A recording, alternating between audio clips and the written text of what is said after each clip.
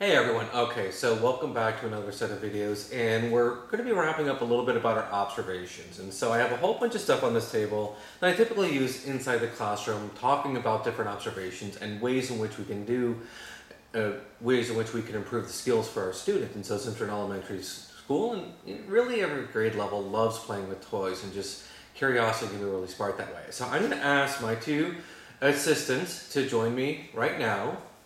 I have one joining me, and I have the second joining me. So we have in front of us a whole bunch of different things. So what I'm going to do is we'll go back and forth one by one. I'll start with you. I want you to pick something out, and I'm going to have you each kind of describe as much as possible about the different things. So can you pick one thing out for me? I'll do this one. Okay. So what does it look like? Can you just tell me what is it? See what do you notice about it? It looks like a bird. Anything on your end, Jonathan? It can balance on your finger. Well, you saw that it was bouncing there, but you're absolutely correct. So the reason I like talking about this one is that it's pretty neat in that it'll balance on your finger. I mean, you can get real creative. I can put it on my nose, and I can do different balancing tricks like that. You can even, if you're really good at it, I can put it on my finger and spin it, and then it'll spin around for a little while. But the question is kind of why? Why does it do that? So do you notice anything about it as to what might explain why it does that? It feels heavier on like the head than most of the body. What about, right, it feels a little bit heavier on the body. Also, it's a little bit heavier on the wings. So there's a little bit more stuff at the edges of the wings. So Jonathan, we got one toy. You pick out a toy. This one. All right, so look at it. Just tell me, what does it look like? I don't know what it's called. That's okay. Oh. It looks like space. I'm going to hold on to this one, but what can you tell me about it? It looks like the planets and... Wait, hang on, I want to try something. Can you put that back on? Nope. Okay, so it looks like the different planets. These don't... bouncing one. Yeah, these don't do anything. Anything else you want to observe? It's on a purple stick. All right, so what we're going to do, I need to sneak out. We're going to turn the camera.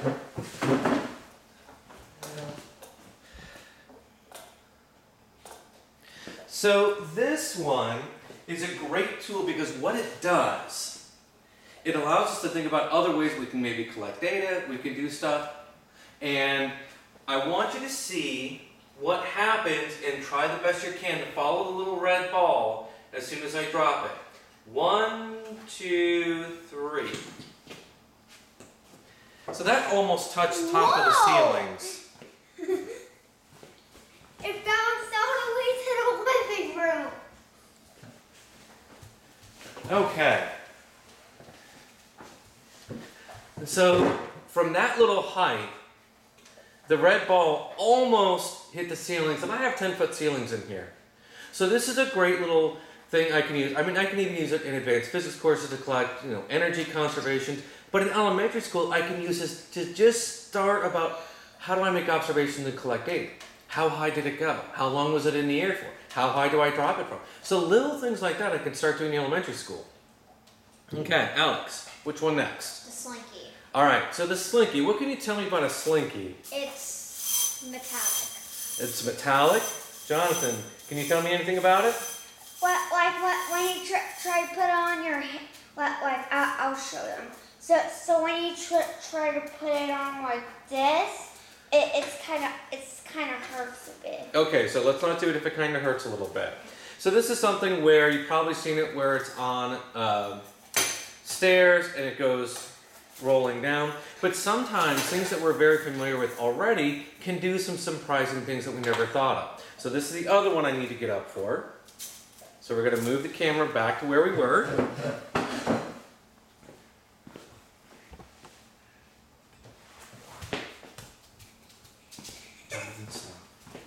Okay, so what I want you to do is focus on the bottom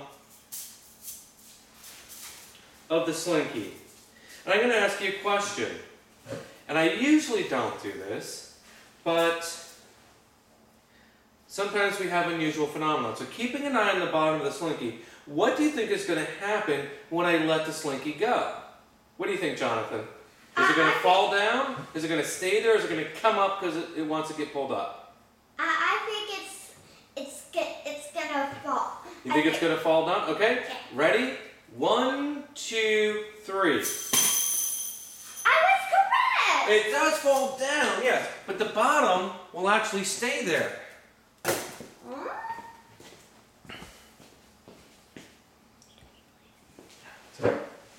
Okay, back in your spot. Okay, hold on. Oh. Okay. So the bottom of the slinky, just for a split second until the rest of the slinky caught up with it, actually stayed put. So these are observations you can start to use and make your students wonder, well, why does it do that? What's going on? Yes, Jonathan, you can choose one now. This one. Okay, so this one, what does it look like? It looks kind of like a frog. And It's kind of got a frog picture on it. I think I know how to use it. You think you know how to use it? I know how to use it. So what you do, you take the thing and you push this part out. You have to like hold it there, and then wait. I messed up. To put it on the table. You try it. Okay, so we'll do it in the middle. Some of them work better than others. Whoa! Almost hit the light. Actually, you did hit the light. So what happens is you flip it over and it bounces right up. So just like the energy balls, or the seismic accelerators is what they're called, it's a neat little way to see what can happen, what's it going to do, and help your students start collecting data. Okay, I believe it's your turn. Okay, so let's put that over there. So which one? Ooh, the All right. fidget spinner. So this is what is this? Fidget spinner. Right, it's a fidget spinner. We can spin it. So you can always ask a lot of questions like, how does it spin for so long? What does it do? Okay, so as it's spinning, I've also seen people use it as timers. So you have until this stops spinning to be able to finish all the questions on your assessment sheet or something of that nature. But you can ask like, why does it keep spinning so easily when other things don't? Why does it look like I can still see the silver and blue everywhere? There's a lot of things you can do with a fidget spinner. Okay, Jonathan, your turn. I want to choose this one next. Okay, so this one, I'm also going to get into why I don't start with predictions. So, Jonathan, what do you think is going to happen when I spin this? What do you think it's going to do? It's going to keep spinning like this fidget spinner. It's going to keep spinning, spinning, spinning, spinning? Yeah. Okay. Alex, when I spin this, what do you think it's going to do? It moved a bit slower than the fidget spinner. It moved a little bit slower, but it kept spinning in the same direction, right? You think that's what's going to happen? Yeah. Nope, you're wrong. But Jonathan, how did you feel when you were right? Did you feel good? yeah. Alex, how did you feel when you were wrong? What? I don't understand. So sometimes what happens when your students observe something, teachers might think that they had this natural inborn curiosity as to why did it do this. Sometimes that is the case. Alex is one of those cases where it's like, why did it do that? I want to know. Other students sometimes feel like, oh, if I'm going to be wrong, I don't want to participate. So if you look closely at these are called rattlebacks. And do you notice anything unusual about them? What can you tell me about it? That this side is curved and this side is flat. So one side is curved, the other side is flat. Do you see anything? It has a board Arbor? Arbor scientific Right. tools that teach period on Okay. the flat side. Good job. If you look at it closely, it is curved on the back. You're not going to be able to see in the camera, but it's offset in how it's curved. And so this gets along with center of mass. So when I spin it one direction, it's going to keep spinning that way. If I spin it the other direction, it actually stops and reverses direction. Now the reason why you call it a rattleback is because the following, if I tap it, it actually starts spinning in that one direction. That's because of the way the center of mass and the way the plastic is molded, it causes it to want to spin in one direction. Okay, next up. So what can you tell me, what does this look like? Don't tell me the secrets yet, just give me the observations. It looks like a little cup. It looks like a little cup. Yeah, there's a little cup in here. This was 3D printed in our lab. Anything else? What's it look like? So once you put it in here, once you put it in here, you have to hold. Don't give away the secret. Just tell me, what do you see? There's a green thing that I had to get it out by this All right. So there's a green thing that you have to get out, and that's actually part of the trick. Now, if you were in class, we'd actually be playing with it. You'd be struggling, trying to figure out how to get out. The rules are simple. I can't do anything like this to get the green thing out. I can't touch the green thing. I can't, really am not supposed to be touching it. So the question is, how do I get the green thing out? Go ahead. I tried. So, if you guys can see closely, there's a little bit of room around the edge. So if I blow into it, it starts to jiggle a bit. So, wait. Good job. The air will fill up the inside, and the air will take over so much space that it knocks the green thing out. Right. So there's a lot of complex physics involved in here, but for elementary classes, you're looking at observations that how can I get this out and looking at it from different perspectives, because we want to start being able to think outside the box sometimes. Okay, Jonathan, your turn. I want to know about the energy ball. Okay, so this is called an energy ball, and I'm going to let you play with it for a little bit. What do you see? You notice anything about it?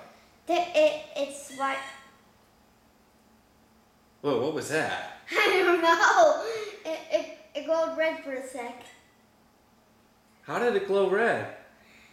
When I tried to do that, take a look. Hold on, let your sister take a look.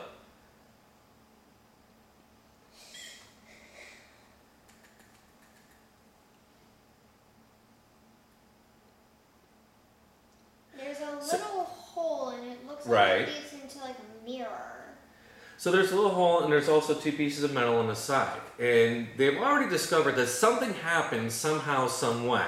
So I'm going to give you a little bit of a secret. I'm holding one end of the metal like this, nothing happens. I hold the second end. That's what I was doing. And that's how you actually get it to make a noise.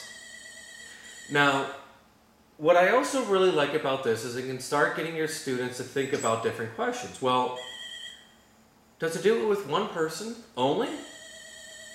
Same hand? Different hands. You hold one side. I hold the other. Nothing. Hold on, keep holding it. Now we're not, no, keep your finger there.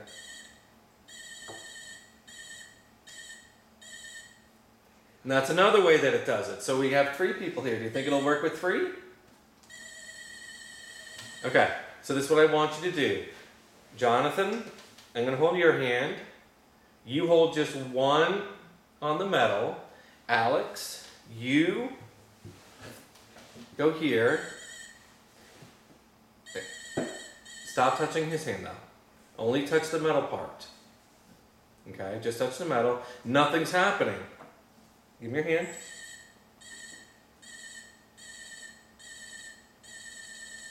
So it's just enough to complete the circuit that actually causes it to light up and make a sound. I know why it does that. Why do you think it does the that? energy is going through my hand, and it doesn't work when Alex puts it on the bottom because it's going to you, but it stops right there back. But when you held your hand, the energy was able to go to her hand and was able to go onto the bottom, and that's why I made the. Okay, have a seat. All right, so it's close. It's what's called a circuit. So all right, so we're down to 5 things. Alex, which one? Okay, what do these look like? Magnets. Well, they don't look like magnets, but that's what they are. So these are actually different type of rocks. They're called lodestones, and they happen to be magnetic. Can I have it? So a lot of times we're trying to make connections with other disciplines so we can talk about it for studying magnetism, how there are sometimes natural rocks and natural minerals that are magnetic. As such. I made a ring. Okay. Look, I made a ring. Thank you. Okay. All right, Jonathan. So when you Hey. have it in the part of it just goes straight to it. All right, Jonathan, you get to pick one. choose D. Okay. So what do these look like? How do they feel? They oh, it kind of look like oh, they're one of those. It's one of those things, but I don't know how to put it apart. Okay. So yeah, you discovered the trick. They're plastic, more like a rubber type thing, and you try to pull them apart. It's kind of hard. Here, you two try pulling them apart. I want Just so that you see. Okay. Alright, let me try pulling it. See, if you know the trick. So these are used when we're talking about pressure, but it's another way that you can show like, oh, what's going on here? Why is it doing this? Okay, Alex, 3 more to go. Wait, what's the third one? 1, 2, 3. Which one? Okay. So what kind of pencil is this? It's a color changing pencil. It's a color changing pencil. So you actually, I don't remember, but you gave me this for taking into school to show my students because you thought the students would really find it super interesting. Yeah. It's from Girl Scouts and it's a color changing pencil. They're the best kind of pencils. Yes. So you can ask your students, well, why do you think it changes color? How do you think it knows how to do that? Ooh, I think I know. What's that? Body heat. Yes. So the energy in my hand is causing it to warm up the temperature of the pencil, which causes the color to change. Okay, Jonathan? Okay. Now, I may not bring in a wine bottle to an elementary classroom. I've actually had a student teacher in high school going over density of different beers. She got in trouble. I don't recommend doing that. We had to write her up, so not a fun time. But in college, I get away with a little bit more.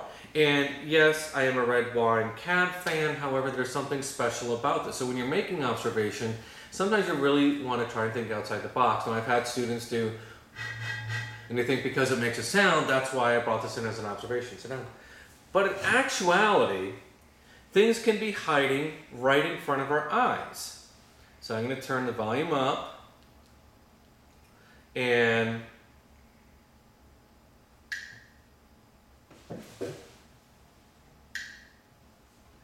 you probably won't be able to see it too well, but hopefully you'll hear it. Banished to Australia for crimes against the Crown. They believed my story was over, but it was merely the beginning. This 19 Crimes is a wine company that actually uses augmented reality. So if you download the app, scan the cover of the wine bottle, it actually has the person's face come to life and start telling their story of what their crime was that they committed. So you can have something and just totally not know it's there unless you have the proper tools in order to figure out what the secret is. So a lot of times that's why I use this one to talk about the need for specific and scientific tools, because that's what's going to help you look for things. And last but not least, A flashlight. it's a flashlight. It's a see-through flashlight. So it's see-through, you can see the stuff inside. Is it working? No. Wait. Yes. A little bit. Very slightly. Are there any batteries? No. Wait, yes. No, that's a magnet. But what happens, I shake it up. Do you want me to go turn the lights on? Is it brighter? I don't understand. Just yes or no will suffice. Yes. Yeah, it's a lot brighter, isn't it? brighter. I don't know. I don't understand. Yes, that's what your sister said. No, don't put it in your eyes. We're going to get into this, but this is dealing with what's called electromagnetic induction. The magnet is moving through a coil. As the magnet moves through the coil, it creates a changing magnetic field through the coil, which induces the current inside the coil. So your hand crank radios, everything how we get power comes from this simple process. So we're actually going to learn more about this later. But it's neat to kind of get your students to kind of play with it and figure out why does this work, how does it do, and look to see what's inside.